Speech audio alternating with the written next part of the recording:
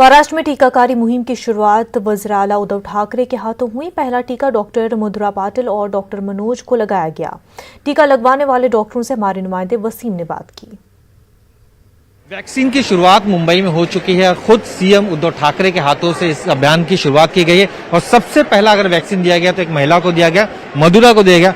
मधुरा हमारे साथ मौजूद है। मधुरा, आप पहली लेडी है मुंबई में जिसको वैक्सीन दिया गया, पहली शुरुआत आपसे हुई, कैसा एक्सपीरियंस है आप? मुझे बहुत प्राउड फील हो रहा है कि पहली महिला को ये वैक्सीन दिया गया, जो हम फैमिली को छोड़ के बहुत महीने से ये कोविड सेंटर में पेशेंट के पास रह के काम कर रहे हैं।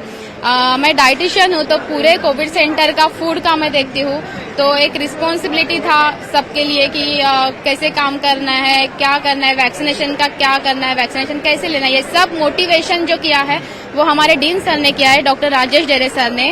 वैक्सीन लेने के लिए भी उन्होंने ही मोटिवेट किया और उनकी वजह से हम दोनों आज फर्स्ट बेनिफिशियरीज है। हम दोनों भी बहुत प्राउड फील करते हैं और सर को थैंक्स करते हैं कि सर ने हमारा नाम इसमें दिया और हमें अब